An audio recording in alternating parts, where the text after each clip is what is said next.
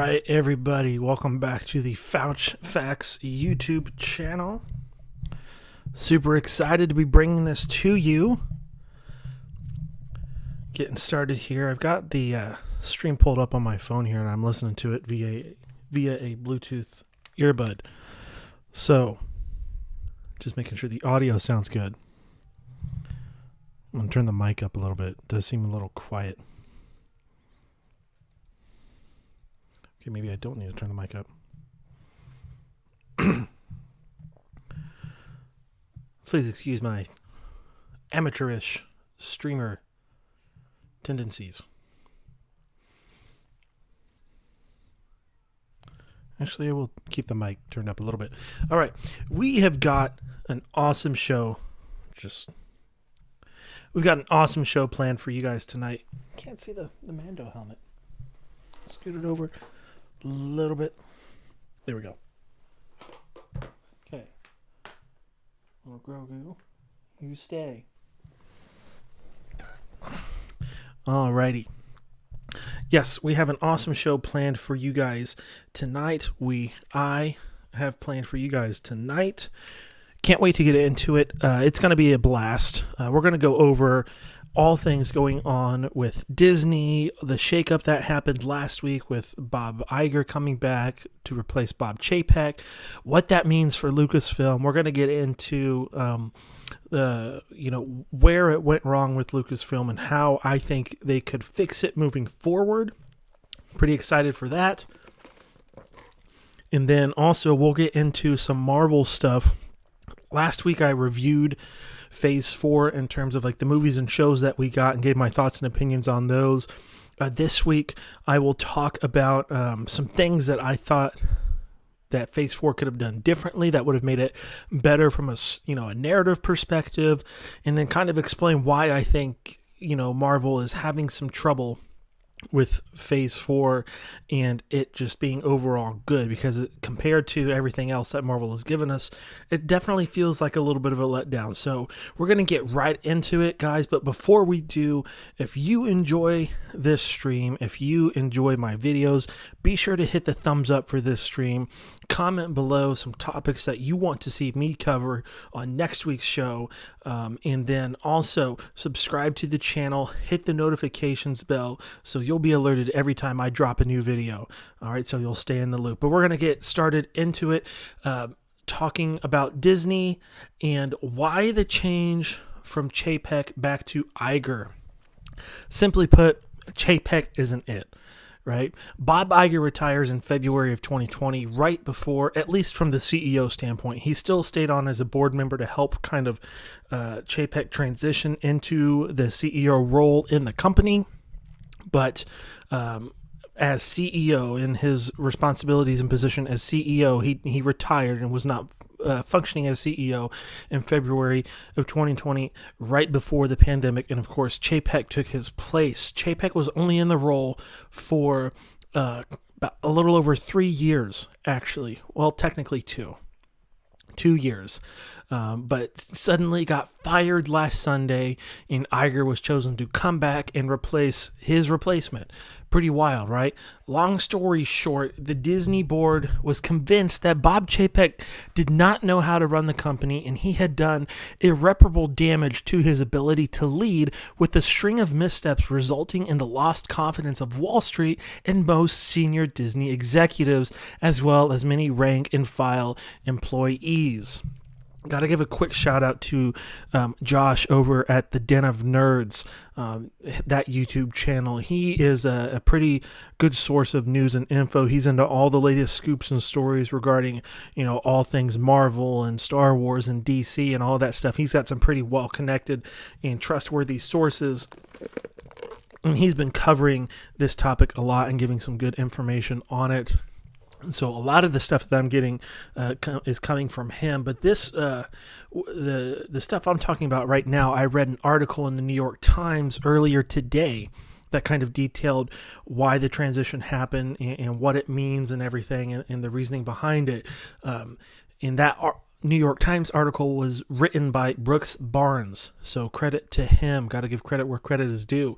But yeah, so Chapek lost the faith of the Disney board. It lost the faith of Wall Street, and from what I've read and seen and heard about this and all the drama surrounding it, Disney employees hated Bob Chapek. Pretty much what I was able to gather from it was that he was more concerned with making a profit, even though he couldn't really do that, and didn't care what he had to do to make money. And so, the treatment of the employees kind of suffered because of that. But speaking about this further, the New York Times article goes on to say that it was reported that Iger also reportedly and allegedly told people close to him that he was devastated. That devastated is a quote there, quote, devastated by the downward direction Disney had taken during Chapek's reign as CEO, and felt like Disney had lost its soul. So what does this boil down to? You don't hear about major corporations and major companies switching CEOs out of the blue, right? Sometimes you'll hear rumblings, going around, and I'm sure people who, closely follow Disney and the shareholders and stuff like that knew something was going to happen. But it really came out of the blue that Bob Chapek was fired, and they brought back Bob Iger. So why would they do something so drastic in such little time? It's all about the money, okay? So let's just get down to brass tacks here. Chapek was ruining Disney financially. In their November 8th earnings announcement, and I get this information from that New York Times article by Brooks Barnes, in their November 8th earnings announcement, Disney reported $1.5 billion in losses from its streaming division alone. Its streaming division, obviously, that's Disney Plus, right? $1.5 billion lost just from Disney Plus alone. Okay, that number was actually up, so trending in a positive direction from last year by $630 million. So that means in 2021, Disney lost $2.1 billion because of Disney Plus. Bob Chapek's reasoning for those Hulk-level losses: higher streaming production, marketing, and technology costs, right? So he's really blaming it on the maintenance that it takes to run a streaming platform and to produce streaming content, not the type of answer that you want to hear from your CEO. Disney made $20.15 billion in revenue from July 1st to October 1st, a 3-month time period, but analysts were expecting $21.3 billion during that same time period, so they missed the mark by $1 billion. Total profit during that time, that 3-month time period from July 1st to October 1st, was $162 million, which equals out to 9 cents a share for profit shares. Okay, so before that, the most recent quarter profit share was 30 cents a share. So it literally dropped 21 cents a share. And for a big company like Disney, your profit shares being little as 30 cents and 9 cents, that is just ridiculous. Okay, we think of Disney as this major corporation, this empire essentially of modern media. They own Marvel Studios, they own Lucasfilm, they own Pixar. They've got the two biggest amusement parks in the country, right? One on the East Coast with Disney World, one on the West Coast with Disneyland. How in the world are they in such financial trouble, right? And so after the earnings announcement, stock prices plummeted 12%. This was due to Chapek's tone-deaf attitude toward the financial crisis that Disney is currently experiencing. Now, I'm all for staying optimistic, but you have to be realistic as well. If you're the CEO of a major media company like Disney, and you can't be optimistic about anything when your company just lost $1.5 billion this year and $2.1 billion last year. Some of the complaints that people had about Chapek was that he was just kind of, we'll make it up and we'll get over it and we'll be fine. We just got to get through it and everything. The pandemic kind of hit us hard, but dude, the pandemic hit everybody hard. Businesses shut down, literally closed down forever. You guys are still up and running. Yeah, you lost a lot of money, but that's not just because of the pandemic, okay? So he just really wasn't being accountable for his poor leadership and poor direction of Disney, and they were starting to notice it, right? It was starting to become a big enough problem that the board said, we got to do something about this. This has gone on far enough. And I just want to provide some more context and try to simplify this at the same time and talk about Disney stock prices. So, you can pretty much sum up the success of a company through stock prices, right? If a company has high stock prices, it means they're a pretty good company, right? It's expensive to invest into them. They know what they're doing. They're making a lot of money. If a company has low stock prices, they're going through a drought, or they're just not big enough, right? They're not generating enough profit, enough revenue to be, they're probably still successful in their own terms, but in the grand scheme of things, not that great, right? So to put it in stock terms, I looked up on Yahoo Finance Disney stock prices at the end of 2019. And in December of 2019, Disney stock prices closed at $143.77 a share. That was on, I believe, December the 29th of 2019. They closed at $143.77 a share. Disney stock prices closed out yesterday at $98.87 a share. Cumulatively over the past 3 years, Disney stock has fallen by 33%, which equates to 11% annually. An 11% stock price drop each year over the past 3 years, resulting in a 33% loss in stock prices. So why the loss, right? Now, to be fair, I did talk about COVID shutting down the world for most of 2020, and studios everywhere are experiencing this, not just Disney. Fox was experiencing it, Sony was experiencing it, Lionsgate, all these major film studios and stuff like that. And then, of course, movie theaters were shut down, local businesses were shut down and all that stuff. We know how bad it got. We don't have to dwell on that. So the pandemic was bad for everybody, not just Disney, but, films could not be released in theaters because of safety protocols. And that really killed a lot of these media companies like Disney and, Sony, Fox, and all these different things, but everybody was dealing with profit losses. So why is Disney so crippling?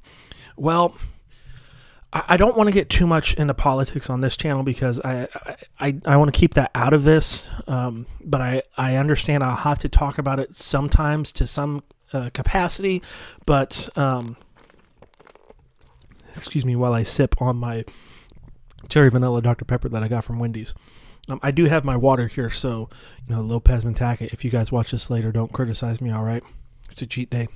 But, so, why is Disney's loss so crippling, compared to everybody else, right? Why is it such a big issue? And to me, it just boils down to go woke, go broke, right? It's just the truth. We don't have to go into detail about it. Again, I don't want to get too political, but Disney has been pandering to the popular political agendas of American society, and it's backfiring big time, right? Plain and simple. If you're not a politician, don't bring politics into your business. That's just what I believe. That's kind of what I've been taught growing up, in the sense of, every job that I've had, going through the interview process and the hiring process, one thing that my bosses always told me was, keep your politics out of work. You can have discussions about them, but, they don't belong in the workplace. You're here to work and do your job. That stuff doesn't belong here, right? So that's just kind of the way that I feel about that. But to quote Steve Rogers, Captain America from Civil War, he had a great quote in Civil War. Of course, Civil War is when they brought up the Sokovia Accords and everything, essentially the Superhuman Registration Act for the MCU. And, of course, Steve was against it because he wanted the Avengers to be free from government control, obviously, because of Hydra infiltrating S.H.I.E.L.D. and Winter Soldier. He didn't trust it at all because it's run by people with agendas, and agendas change, right? And that's what you see with these corporations today. That's what you see with a lot of different things. They try to pander to popular mainstream media narratives and things like that, because that's how they're going to stay alive, right? At least that's how they think they're going to stay alive. That's how they're going to generate, money, views, clicks, all that stuff. you go woke, you go broke. There's a right way to support things and a wrong way to support things, and Disney is just doing it wrong, or has been doing it wrong in the past couple years. So that's all I'm going to say about that. But I really want to get into the meat of the discussion. What does this mean for Lucasfilm? All of this drama going on at Disney. What does it mean for Lucasfilm? Is Kathleen Kennedy getting fired? I hope so. And this is not a knock against Kathleen Kennedy. I have to give credit where credit is due. Kathy Kennedy has produced some incredible films, some staples of my childhood: Indiana Jones, Back to the Future, Jurassic Park, and countless other films that I'm sure are near and dear to your own hearts. And so she is a good producer in that sense, but she is not a good Star Wars producer, guys. But again, I need to give credit where credit is due. Huge shout out again to Josh over at the Den of Nerds on YouTube. He retweeted a tweet from Steven Weintraub, an editor-in-chief at Collider, a pretty reliable source when it comes to, news regarding, Marvel, DC, Star Wars, all this kind of stuff, right? He tweeted that I've been hearing Bob Chapek was on thin ice with the Disney board, ... Looks like the source was telling the truth. And this was right after the announcement dropped that Chapek was fired, right? Looks like the source was telling the truth. Same source said someone else is on thin ice with the Disney board. We'll let you guess who that is. Right, so that could literally be about anybody. That could literally be about anything, or could it? Right? Let's think about it. It's definitely not about Kevin Feige, because let's be honest. Sure, Marvel is in kind of a slump right now with a lackluster Phase 4, but I'd probably say 80 to 90% of everything else that they've done has been practically gold, right? We can point to a few films in Phases 1, 2, and 3 of the MCU. Hulk, right? Thor, The Dark World, not that great. Captain Marvel, not that great. But outside of that, I would probably have to say the average, if you were to take every single MCU film and rate it out of 10, the average rating would probably be somewhere between 7 and 8.5 out of 10 for the overall Infinity Saga of the MCU, Phases 1, 2, and 3. So it's not Kevin Feige. He's fine, right? It ain't Pixar. As Pixar continuously puts out top quality animated films, it's been one of the most consistently successful film studios over the past 25 years, with their films averaging about $650 million at the box office, with 4 of their films breaking the $1 billion mark. So Jim Morris, CEO of Pixar, he's safe. That leaves one big name left, and it's Kathleen Kennedy, guys. Think about it. Marvel Studios, Pixar, Lucasfilm are Disney's 3 biggest companies that they own, their biggest subsidiaries. Out of those 3, which company over the past decade has put out products that have been extremely divisive to its audience and have been heavily criticized for lack of consistent and unified stories? Spoiler, Lucasfilm. And who's the head of Lucasfilm? Kathleen Kennedy. So where did Star Wars go wrong? Because Star Wars is Lucasfilm's biggest IP, right? So again, I have to give credit where credit is due. I said this earlier. Kathy has produced some of the best films of all time and huge staples of my childhood: Indiana Jones, Back to the Future, Jurassic Park, all that stuff. But the lady just does not understand Star Wars. I think when she got the gig as president of Lucasfilm, she kind of got high on her own success. She tried to do too much and reinvent a classic franchise when it was fine the way that it was, right? You don't change Star Wars, right? You just add to it. You don't need to reinvent Star Wars. George Lucas invented Star Wars. You don't need to reinvent something that already works, So, I'm all for new characters and stories, but not at the expense of legacy characters and legacy stories. And that's exactly what the sequel trilogy did, right? If we look at what Lucasfilm has put out, the sequel trilogy has been extremely divisive, extremely poor received, the biggest flop, right? And that's really the legacy of Disney Star Wars right now. So, they took most of the legacy characters and diminished them to washed up has-beens in a vain effort to make their new characters shine.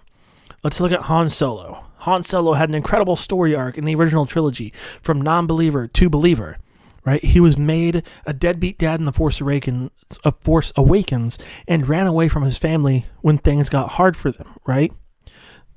Kylo Ren, Ben Solo turns to the dark side, leaves the Jedi and everything. And I know there's a comic series that explained he was framed and everything, but we don't need that. We don't need to talk about that right now. But Kylo Ren turns to the dark side. Han just leaves, right? Why? That's not Han Solo. That's not the character that we know from Return of the Jedi. Let's talk about Luke Skywalker. Luke Skywalker is the epitome of hope and positivity in Star Wars. This man thought that Darth Vader, the same person who single-handedly slaughtered 70 to 80% of the Jedi Order and even killed little kids, right? He killed little kids. R.I.P. younglings. Luke Skywalker thought Darth Vader was redeemable. But Ben Solo has some troubled thoughts and, a couple of nightmares, and Luke contemplates killing him? How in the world is that the same character that we saw in Return of the Jedi? Makes no sense. Even Lando Calrissian went from someone only caring about making money from his business, the Tabana gas business on Bespin in Cloud City. He changed into somebody who was willing to fight, corruption and overthrow oppression. But Lando was left out of the sequels almost entirely and brought in at the last minute for crappy fan service, if we're being honest. I will say, however, because I don't want to be all negative here, Disney did get two characters right, in my opinion, when it comes to the sequel trilogy, that being Princess Leia and Chewbacca, right? They're the same characters in terms of, their attitudes and their mantras and the way they go about things in the sequel trilogy as they are in the original trilogy. Leia's still a strong leader, and Chewie's just Chewie, right? If you screw Chewbacca up, then you really have no hope. But one of the few good scenes, and I mean few, very few good scenes from The Last Jedi, is when Chewie barges down, into Luke's hut, right? He kicks the door down and he starts yelling at Luke and everything, basically saying, dude, get over your crybaby hermit self. Let's go fight the First Order, right? And everything. Chewie was literally chewing out Luke because of how he was acting, right? So at least they did get some things right a little bit, but unfortunately they missed the mark overall. Star Wars has a rich history of strong and independent female characters. Leia, Padme, Ahsoka, just to name a few. You don't need to create a character that is inherently good at everything for no reason at all and shove it down our throats. I'm looking at Mary Ray Sue. I said it. Rey is a Mary Sue. Now, I love Daisy Ridley. I think she's a phenomenal actress. It's not her fault that her character was poorly written, just like it wasn't Hayden Christensen and Ahmed Best's fault that Anakin and Jar Jar were poorly written characters in the prequels. Good actors, bad characters, right? But Rey is a Mary Sue, guys. There's just no ifs, ands, or buts. When you go back and watch those movies, it's just blatantly sickening. And don't tell me she's good at everything because she's a Palpatine, because Daisy Ridley literally confirmed in an interview with Josh Gad that the idea of Rey being a Palpatine came up during filming for The Rise of Skywalker. Literally, JJ was working on script rewrites, and he has a meeting with her, and JJ tells her, "Hey, Palpatine's your granddad." Probably not obviously word for word, but that's how she described it, right? So, again, the decision making for the story direction in the sequels just continually, amazes me in the worst possible way.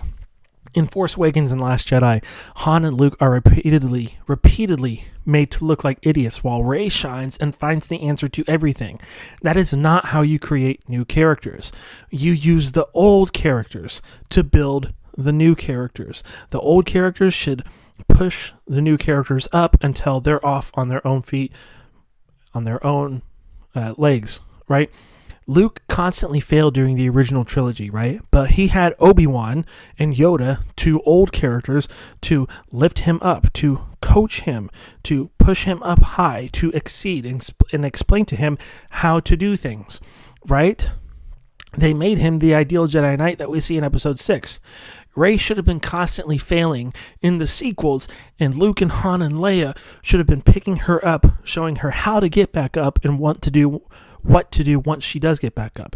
They definitely did Luke dirty in The Last Jedi. I definitely feel like the main cast of the sequel trilogy were really just handed poorly written characters. Daisy Ridley, John Boyega, even Captain Phasma and her actress. Gwendolyn Christie, Sir Spaceman. Absolutely. 100% agree with that.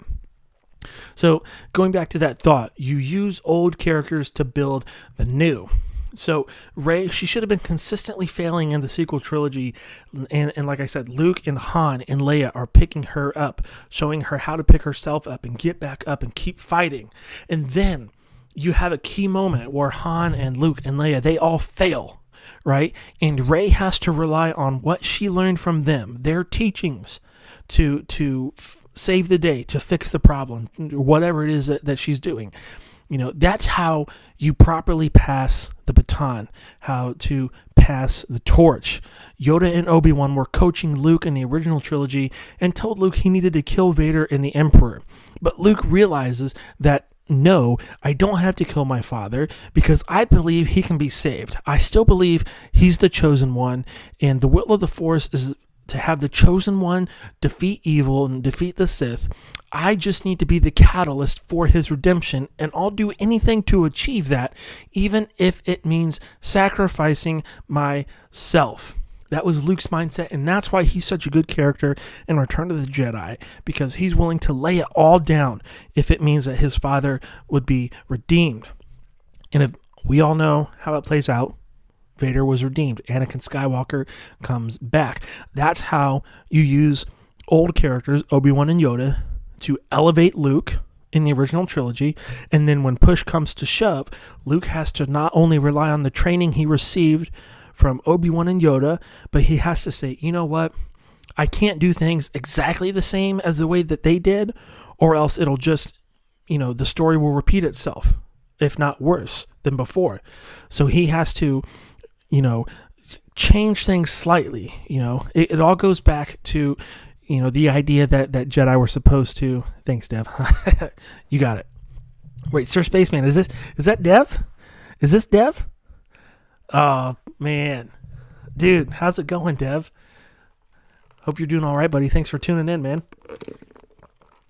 But Luke, he realized I can't do things like Obi-Wan and Yoda did back in their primes because I'll just make the same mistakes. I have to do things differently. I have to, show that it's okay to have love and compassion. And that's how you win, right? That's how you save the day. And that's how Vader was redeemed. So how do we fix... What's up, Dev? Good to hear from you, buddy. How do we fix Star Wars? One smart thing Kathleen Kennedy has done... Doing great, man. Glad to be here. That's what's up, dude. Thanks for the support. Appreciate it, bro. I will say, one smart thing that Kathleen Kennedy has done at Lucasfilm is make Dave Filoni the executive creative director of the company. Dave has continuously shown through all of the stuff that he does and puts out that he's more in touch with the true spirit of Star Wars than anyone else, save for George Lucas. Let's look at everything he's made. Clone Wars, Rebels, Mandalorian. I don't need to say anything else because I can just rest my case with those three things. But why is he so good at his job? Because the man spent most of his time developing Clone Wars, which ran from 2008 to 2012, right? Really, pre-production on the Clone Wars got started in like 2005, 2006, right around the same time that Revenge of the Sith was being made. And so he had been spending so much time with George Lucas developing this show and learning firsthand from George what Star Wars is and what it's supposed to be. And so when you combine the creative genius of someone like Dave Filoni with someone like Jon Favreau, who knows how to run a successful franchise, because Jon Favreau is with Marvel, you get an amazing product that is the perfect balance of nostalgia that appeals to old fans and originality that appeals to new fans. That's why The Mandalorian works so well, because it's the perfect balance of nostalgic Star Wars, Luke Skywalker, Ahsoka Tano, Bo-Katan, right? But it's original characters, Din Djarin, Greef Karga, Grogu, over there, right? That's why it works. Jon Favreau was the director of Iron Man 1 and 2. He served as producer for both of those films, and he would be co-executive producer for The Avengers, Iron Man 3, Avengers Infinity War, and Avengers Endgame. So this guy has been in the MCU for a long time. He knows how to do it. he knows how to run a film franchise, and better yet, keep it all connected so it makes sense, right?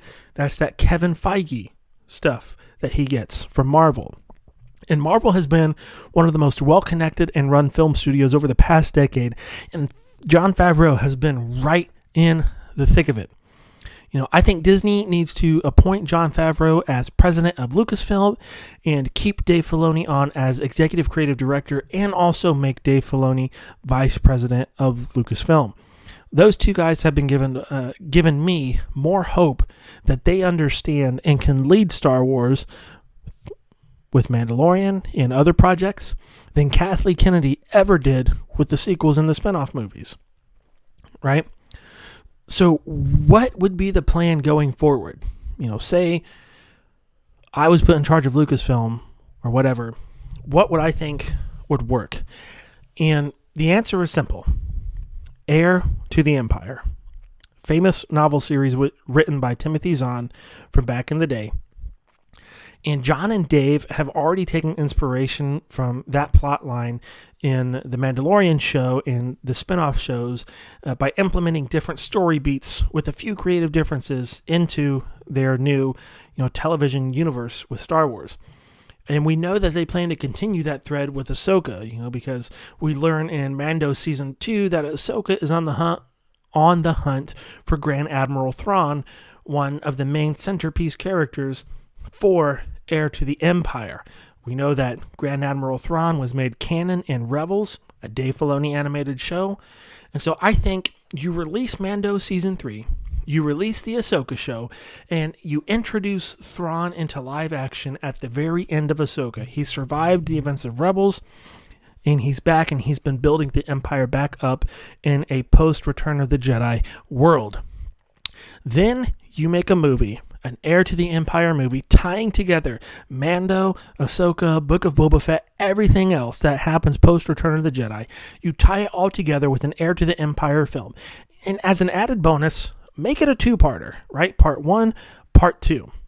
It would essentially be just like the MCU.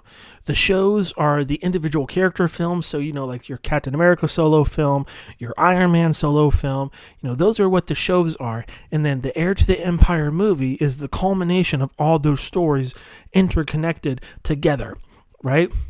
It would undoubtedly have to tie into the sequels directly and set those up, but that's okay, right? Because I think Star Wars fans would be okay with giving Luke, Han, and Leia, and Lando, Chewie, all those people proper send-offs if they made this movie and did it right, which I think if anybody's going to do it right, it's going to be Dave Filoni and Jon Favreau, which, in hindsight is 2020. We shouldn't have to make television shows, comic books, novels. We shouldn't have to spend so much time and money on resources to make the sequel trilogy make sense, right? It would just be smarter to spend time and money and resources on making quality products than just trying to rush out products. But again, hindsight is 2020, and I think if they were to do an Heir to the Empire movie, it would be the perfect way to satisfy practically every Star Wars fan and start to heal the fandom. Once that happens, then you can start to move forward with expanding the sequel trilogy character, the sequel trilogy era, right? And their stories in a Star Wars universe post-Skywalker saga. But we'll have to wait and see what happens. At the end of the day, I love Star Wars. It's my favorite franchise. I'll go and watch every movie. I'll go and watch every show. I'll read most of the comics and the books just so I can stay connected with what's going on. Doesn't mean I have to like it, but I will respect that it's a part of the franchise that I hold dear to my heart. I need some water because I've been talking a long time, and this cherry vanilla Dr. Pepper is only making me thirstier. Let's get some ASMR action of my water. I'm blurry. No.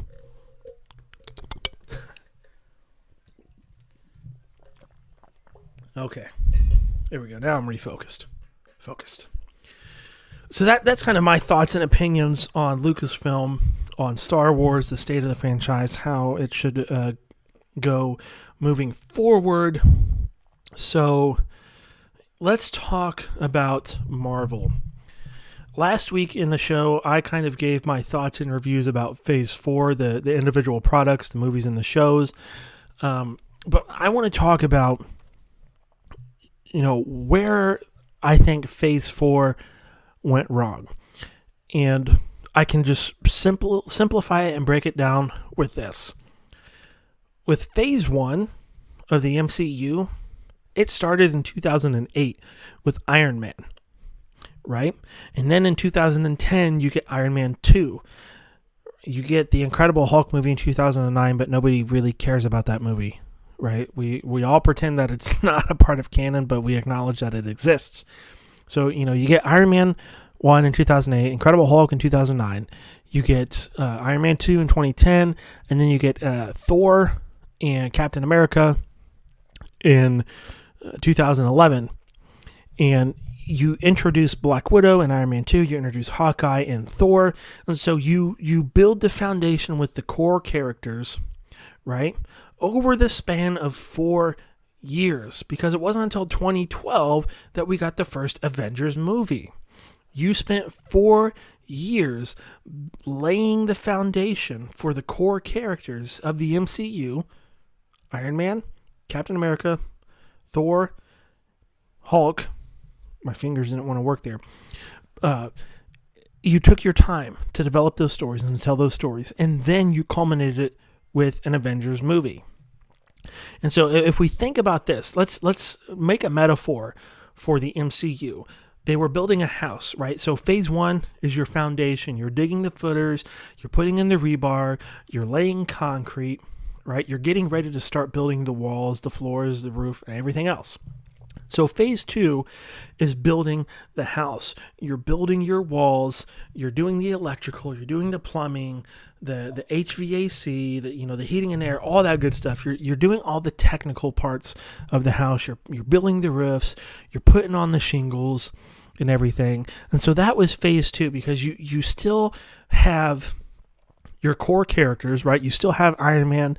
Iron Man 3 came out in Phase 3. You still have Phase 2. Winter Soldier came out in Phase 2. Thor 2 came out in Phase 2. So you still have 3 of your core 4 heroes that are being built upon in Phase 2, but you're still introducing new characters to expand the universe with Guardians of the Galaxy, the Falcon, right? The Maximoff twins, right? And so you're expanding the lore. Also, Ant-Man. Ant-Man's I think the last film in Phase 2. Excuse me. So you're expanding the universe while still building upon the core 3 characters, and then of course it culminates in Avengers: Age of Ultron. That's the kind of the signifying the end of Phase 2, moving into Phase 3, which kicks off with obviously Captain America: Civil War. So going back to the house metaphor, Phase 1 was the foundation. Phase 2 was building the walls, the rooms, electrical, all the technical stuff. Going into Phase 3 is putting the finishing touches on the house. So, you're painting, you're decorating, you're putting furniture in, all that stuff, windows, doors, the things to make the house look nice and neat and pretty, polished, right? And so that's what Phase 3 does. You're still building on your core characters, because we got Civil War, which deals with Iron Man and Cap, right? And you still have Hawkeye and Black Widow in there. You have a second Thor movie that has Hulk in it. So you still, in those 2 movies, you're continuing the foundation with your core characters, but you're still introducing new characters and even building upon some of the characters you introduced in Phase 2. You get a second Guardians of the Galaxy movie. You get Doctor Strange. We get Spider-Man. Praise Jesus that we got Spider-Man in the MCU. And Captain Marvel, Black Panther. So you're still building on the core foundation that you started with in Phase 1, that you continue with in Phase 2, and you keep adding little pieces and bits along the way. But you took time to develop that, right? Phase 1 took 4 years, Phase 2 took 4 years, Phase 3 took 3 years, right? All these movies, all 22 Marvel movies, were spread out over a 10-year time period. So what's wrong with Phase 4? I'm going to bring it back to Phase 4 and relate it all, put it all together. We've gotten 6 movies and 8 television shows in Phase 4 of the Marvel Universe in the span of a year and a half. That's why it seems rushed. That's why it seems flooded. We're overwhelmed with Marvel content. I never thought, me being the huge nerd that I am, that I would ever say I am being overwhelmed with Marvel content. I love comic books, obviously. The Captain America shield right there. It's autographed by Chris Evans. Okay? I love comics. I love superheroes. I love Star Wars. I love all of that. I never thought I would say, this is too much Marvel. But plain and simple, it is. Now, I understand the big reasoning why Marvel is pushing all these products out is because of the pandemic, because of COVID. We had a year off where we couldn't go to the movie theaters and everything, right? So they've lost a lot of money and they're trying to make that up. I get that.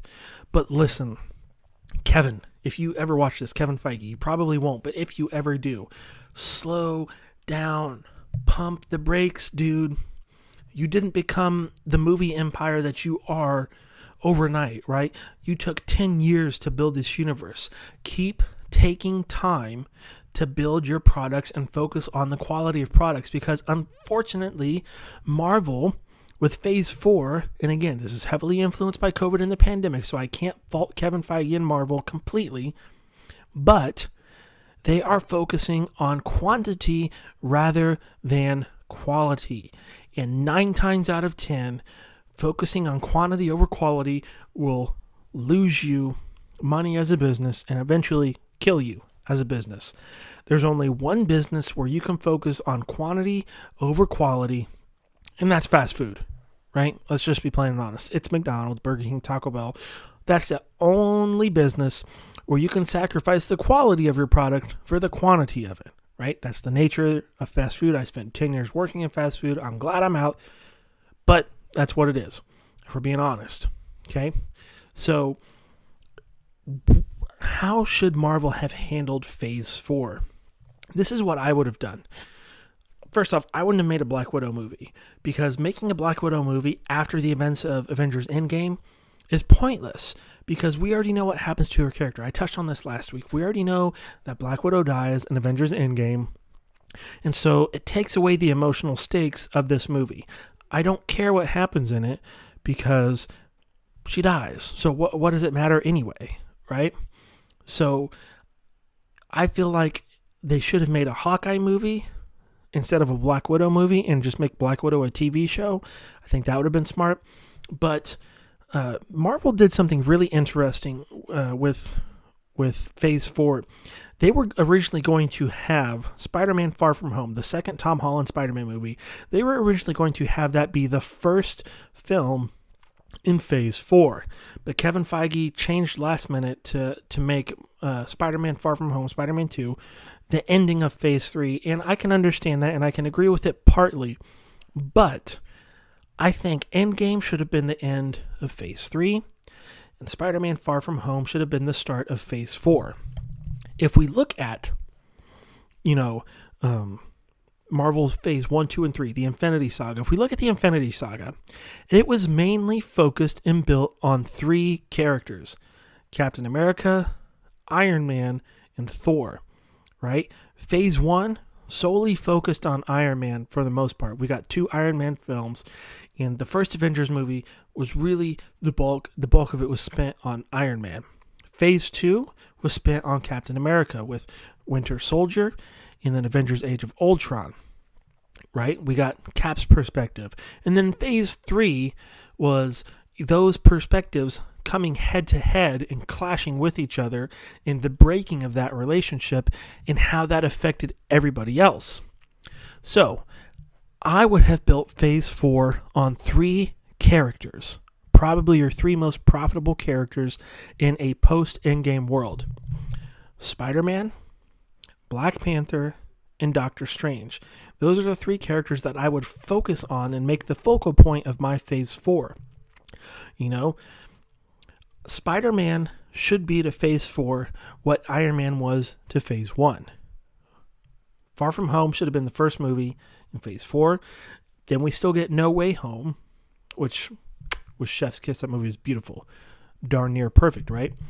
But you have 2 Spider-Man movies, and Phase 4 is really centered around Spider-Man, right?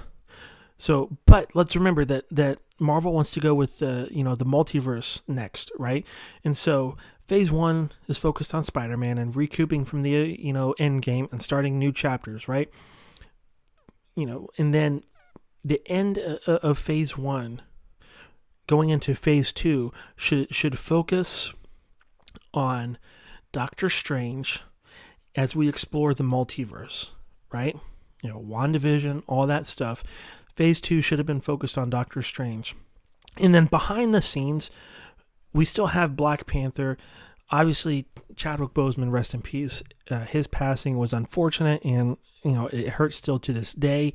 But you still have the Black Panther franchise, keeping everything grounded in, good emotional storytelling.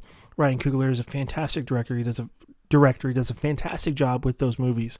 And so you still, have Black Panther kind of be the Thor for phases 4, 5, and 6, right? He's a character that kind of keeps everything grounded and gives it kind of substance, while Spider-Man is your key to the past, with the Tony Stark connection and all of that stuff. But Doctor Strange is the key to the future as you start to open up the multiverse. Black Panther kind of keeps it all together and tied down and gives it some gravity, gives it some substance, right? That's how I would have structured Phase 4. And then you can still obviously continue stories with, Ant-Man and the Wasp, Falcon and Winter Soldier, Hawkeye, Black Widow, whatever you want to do. But those need to supplement the three main characters of, Spider-Man, Doctor Strange, and Black Panther, right? And obviously it all needs to build towards Kang Dynasty and Secret Wars. But, I'm just a fan rambling on YouTube. So if I was any better at Kevin Feige's job, I probably would be in his job, right? But I'm not. I'm sitting here in my bedroom talking on YouTube to one viewer, shout out Dev, thank you buddy, about what I would do with Lucasfilm, what I would do with Marvel Studios. So that's pretty much all that I have from a discussion standpoint tonight, about things that I want to go over. So I touched on this last week. I figured out, because I've been using Streamlabs to stream. I was using OBS, but OBS just was not working well with my computer.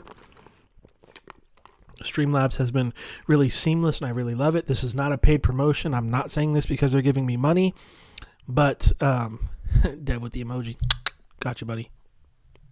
Fist bump. But yeah, Streamlabs is just great. It's working a lot better. I have figured out how to invite friends and guests onto the show. So, Dev, if you want to come on and talk some stuff, if you completely disagree with what I've been saying, why don't you come on and set me straight if you want to. We've only got one person watching right now, and that's you, Dev. So, appreciate that. But, if you want to come on and discuss some nerdy stuff, you are more than welcome to. I can set that up. I can give you the link to that if you would like. It's up to you. But I don't think anybody else will probably be getting on tonight, because I've been going for an hour already, and you've been the only person that's watching. So again, shout out to you, Dev. But yeah. What'd you think of the show, Dev? Did you like it? Haha, one day we may have to. That's right. Hey, maybe we can do like a Halo show or something and talk about kind of the state of Halo, kind of bring up the old days and some of the glory day memories and stuff. But all right. Well, I think we'll just go ahead and end tonight's show. Not a super long show, but hope it was good. If anybody goes back and rewatches this later, I hope that you have fun. If you like this, give this video a thumbs up. Comment below what your favorite parts was, things that you disagreed with, things that you agreed with. Tell me what you would like to see me cover in next week's show in terms of content and everything.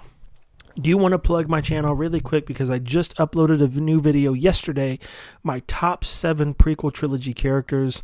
I'm not going to tell you who's on the list, but I will tell you who's not on the list. Darth Maul, Mace Windu, Count Dooku, General Grievous, Jango Fett, 5 big prequel trilogy characters right there that are not on my top 7 list. So if you're interested to see who did make my top 7 list. Go check that video out. I also uploaded a new video, a new piano video, a tribute to the Skywalker saga and John Williams' iconic score and soundtrack to Star Wars. So go check that out as well. I am working on a couple more piano videos. Hopefully that I'll upload this week, so that will be fun. And then at the request of my daughter, so my daughter's starting to get in on this nerdy stuff, so shout out to her. She's awesome. She wants me to do a video. She's just walking into my room right now, kind of giving me a mischievous look, and she's holding a baseball bat. So I'm kind of scared. But my daughter wants me to make a video about what if Ahsoka saved Anakin from falling to the dark side. That's actually something that I've thought about a lot. And so I think one of my next videos, aside from the 2 piano ones that I'm working on, is going to be a fan fiction of what would have happened had Ahsoka saved Anakin from turning to the dark side. So that'll be fun. Can't wait to make that. That's dedicated to my little girl. So I'll have a lot of fun doing that. But also continuing my 7 with Devin series, that top 7 prequel characters list. I'm also going to be working on top 7 Clone Wars characters as well. So that'll be fun. But I do want to mix it up and introduce some other content. You know, I don't want to talk just about Star Wars. I want to incorporate some Game of Thrones, want to incorporate some more Marvel stuff, and even some DC stuff as we get going into DC. You know, Henry Cavill's back as Superman and Black Adam. That was awesome. Can't wait to see him going forward. So a lot of exciting stuff coming in the future. Hope you stay on. Dev says, I enjoyed it. Your professionalism and information is great to watch. Thanks, buddy. I appreciate that, Dev. You've been a good friend for a long time. Appreciate you and your support. So with that, everybody, and by everybody I mean Dev, and to anybody that watches this later, appreciate you guys for the support. Keep it up. Spread the word. Let's grow this thing. It's exciting. You know, I love talking about this stuff. So probably do a gaming stream tonight on my Twitch, Fouch Facts on Twitch. Probably play some, Warzone, Modern Warfare, probably some Halo Infinite, maybe some Battlefront 2. But also, speaking of the gaming stream, I want to get doing some playthroughs. So might be starting a playthrough of Lego Star Wars Skywalker Saga, because that would be something that could take a while and be really fun to do. So with that being said, again, thanks everybody for watching this and for all the support. You guys mean the world to me. I couldn't do this without you. And so may the force be with you. This is the way. They'll come, my man. Keep going. Thanks, Dev. Appreciate it. May the force be with you guys. This is the way, right? And remember, what I told you was true from a certain point of view. Have a good one, guys. Thanks for tuning in. Hello there.